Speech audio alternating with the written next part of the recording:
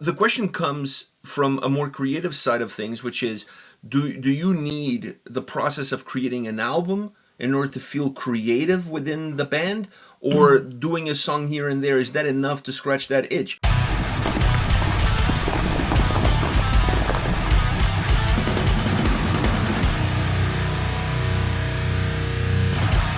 Welcome to another episode from Takedowns to Breakdowns with A&P, and today we're here to talk about Slipknot. Alright, so what's up with Slipknot? First of all, they fired their drummer. We talked about that already. But there's more to be said about that. So, Jay announced yesterday that he's joining Suicidal Tendencies. Oh. So he landed on his feet. Yeah. Or maybe on his ass, I should say. He's a drummer after all. True. So he's going to Suicidal Tendencies. I think that's a good fit. It's an iconic band. They've been around, God knows how long they've been around, since the late 80s, I think. So they've been around for a minute.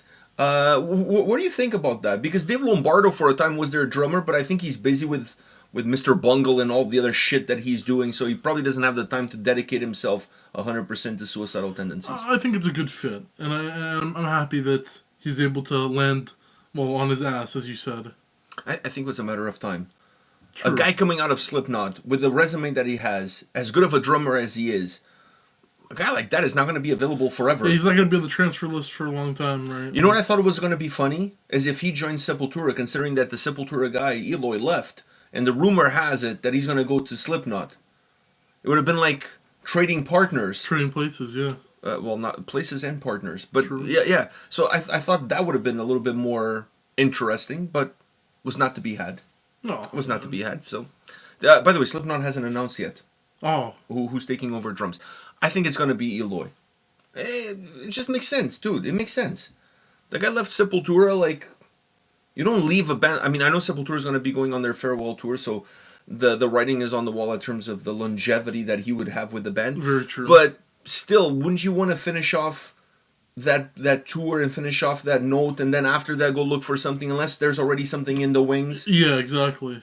I don't know. At least that's my take. What do you think? I'm with you on that. You wouldn't really leave a band without having... it's like a job. You wouldn't quit your job unless you have a better job already. Unless you're totally miserable there, which I don't think was the case with him. Yeah, no. I don't think that was the case. So anyhow, Jay has gone to Suicidal Tendencies. That's interesting. Eloy most likely is... You know what's funny about Eloy is that today I turned on YouTube, and on my... You probably should watch these... Not your subscription feed. Your recommended videos. It was Eloy doing a Slipknot cover 3 years ago. I actually had to look at because I thought that was like recent. Recent? Oh. Yeah, like maybe like an audition video or something. Not that he needs to audition, but anyhow, I had to look. It's like, wow, this is strange. And then I looked 3 years. I was like, still strange that it's recommended now. I know. Well, maybe YouTube knows something that we don't. Yeah, all the stars are aligning. Yeah, he's definitely. I think that's exactly what's gonna happen. He's gonna go there. Funny enough, I was talking to a friend of mine, Jeremy Kling, who used to be the drummer for Venom Inc., and he was rumored to be in the running to be the drummer for Slipknot, and his life was turned upside down because Tank the Tech did a video where he said that most likely he was going to be the drummer, and that started a snowball effect with everybody like bum rushing him on social media, and then he started playing with the situation and trolling. It completely got out of hand. Corey Taylor called him a troll and all of these things. So when he was in town with Inhuman Condition, I asked him about it, and I asked him who he thought he was going to be the next drummer. And he said Eloy. That was before he quit Sepultura. So when he quit Sepultura, he said, Jeremy sent me a message saying, "What did I tell you?" Yeah.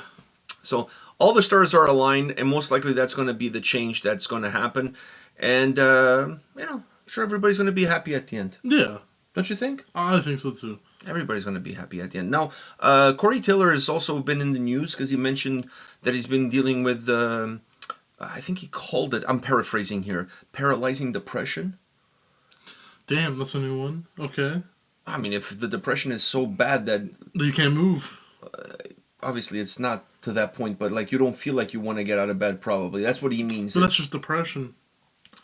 No, it could be depression to another level where you just like... Or you just... I don't know, comatose. I don't know.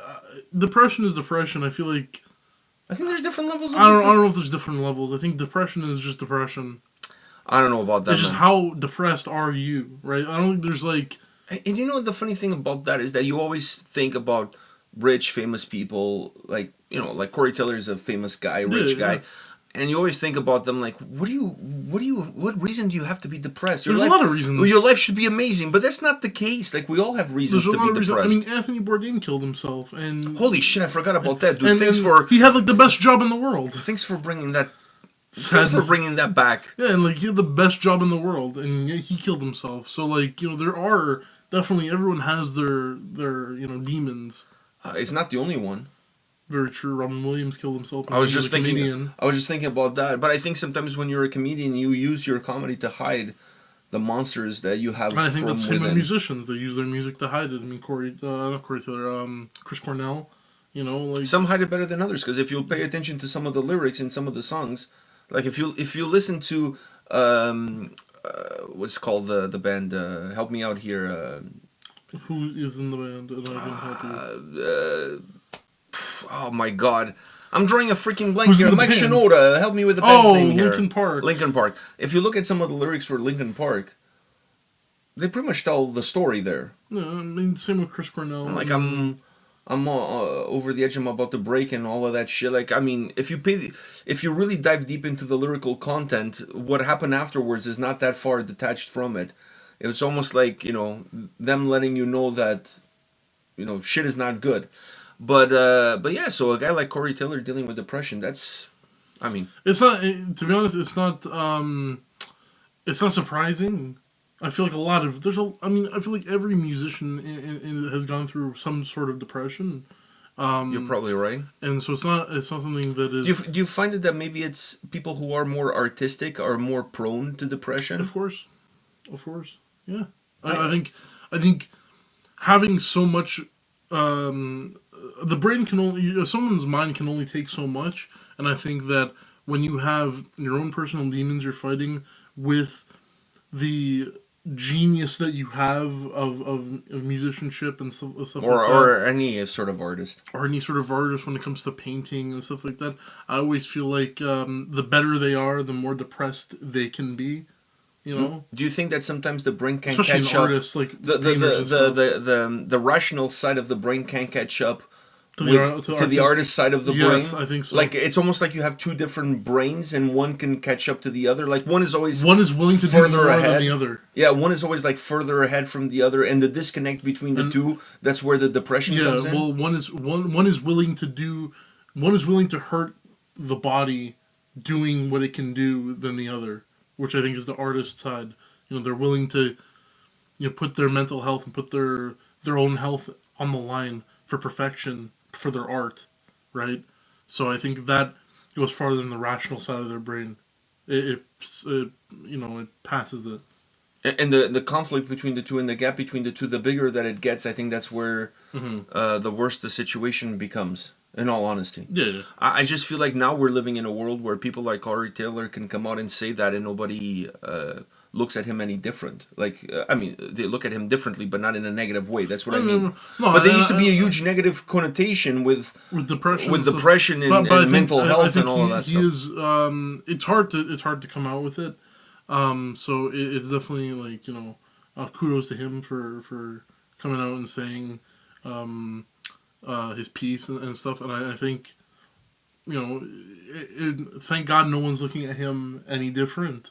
I think it's just people need to sit back, and I think he's a good artist to kind of show the whole world, that big artists do suffer with depression. And I think the bigger you are, the bigger your platform, the more you should be open about these situations, because I also think the more at risk you are. Yes. But I feel like you're in a situation where you could really use your platform to create awareness for us and help others that don't have that same kind of platform.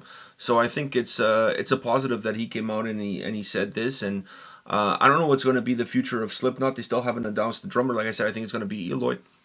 But I don't know. I don't know if, because they were talking about, do we going to release any albums anymore? Are we just going to do singles here and there? And I honestly don't know. Become one of those bands where it's like, Do they need an album? Do they need an album? Yeah, they can just like maybe release an EP here and there, and that's pretty much it. Like they've become such a big band with such a big catalog of music. They can release 4 songs every year. Exactly, and just play 2 or 3 festivals a year, and they're still making money on people listening to their music tours. online. Yeah, or tours. Like they've become. Look, listen. When you make a new record, you're only gonna play 3 or 4 songs of that new record on that tour, anyways. So if you release 4 to 6 songs a year, new songs a year, that's your material for a tour anyhow. The question comes from a more creative side of things, which is, do you need the process of creating an album in order to feel creative within the band, or doing a song here and there, is that enough to scratch that itch? Because if you talk to some guys, it's not. They need the process of creating an album, putting an album together. But then that's Slipknot though. And that can be Slipknot, and then whatever guys wanna, have that passion. They have that passion. They want to do their thing. The side projects are always still a thing. Yeah, that's true too. It gives them more time to do the side projects and still have financial stability from Slipknot. Well, as far as Corey Taylor is concerned, I don't think we're going to hear anything from Stone Sour anytime soon. Why? Because I don't know if bridges have been burned, but at least they've been imploded at some point in time. I don't remember what happened with Stone Sour. I just knew that they stopped making music. There's creative differences. That's what bands say when things are not going well. There's creative differences. So I don't think there's going to be another one, from Sour Stone. Like you can, do a whole 180. Sour Stone. I don't know, man. That would be so cheesy. But anyhow, like a stone. And it's an all audio slave cover band. I find that we went through a period of time where Stone Sour was active, and that caused questions about the continuity of him in Slipknot, and now Slipknot is so active that it's causing questions in terms of the continuity of him in Stone Sour. I don't know. I think at the end of the day, if there's one thing that Creed has taught us this year, is that money talks and bullshit walks. And when the money is right, everybody gets back together and does something. Slayer is another perfect example of that. So if the money is right, I mean, not many people would turn it down. So very true. It is what it is. I think for when it comes to, if I was in Slipknot and comfortability wise, if I'm a very artistic person, I'm like, I need to, I want to feel creative all the time and whatever, I would still be like, yeah, Slipknot, whatever, an EP here and there, whatever the case is. It's a big enough band that they don't really need to do albums, so there's that, right? But I would have my side project, and the fact that you're not doing albums leaves more room for the side project. Yeah, I would have to agree with you. I would go down that road too. Right. I think it's not only is it good get the most out of Slipknot as a band that you can, without having to push the band into a position where you're creating something for the sake of creating something, not because it feels like it's the right thing to do. Create an album when you want to create an album. Yeah, don't feel like you have to release an album every 3 or 4 years, whatever. You guys have hit the band ceiling where you're like, okay, do we even need to release? You can do an album every 7 years. It doesn't matter. Like, don't pull a Metallica and release an album and it being garbage. I saw. Let's finish this video on a funny note. I saw a meme the other day. That was Lars, right? And it was Lars going like this. And it said, how do I stop people from downloading my music illegally? And then underneath it said, make bad music. Well, it was really bad. It was a really bad album that won too many awards for being a bad album. Yeah, it won a fucking Grammy, Won a Grammy, man. Dude, it won a Grammy. Unreal. If that won a Grammy, then our post-apocalyptic, Christ-abusing shit metal band... Reindeer, whatever. Yeah, gore. Dude. Anyhow, man. We'll win a Grammy. We'll win a Juno. I thought that meme was on point, though. Very on point. I thought that meme was on point. All right, guys. Let us know your thoughts on Slipknot and what's going on. There's a lot of stuff happening in that camp, and there's a lot of question marks surrounding that camp. But at least Jay landed on his ass at Suicidal Tendencies. So hit us up in the comment section. Let us know what's going on, and we'll see you all next week with another video. See ya.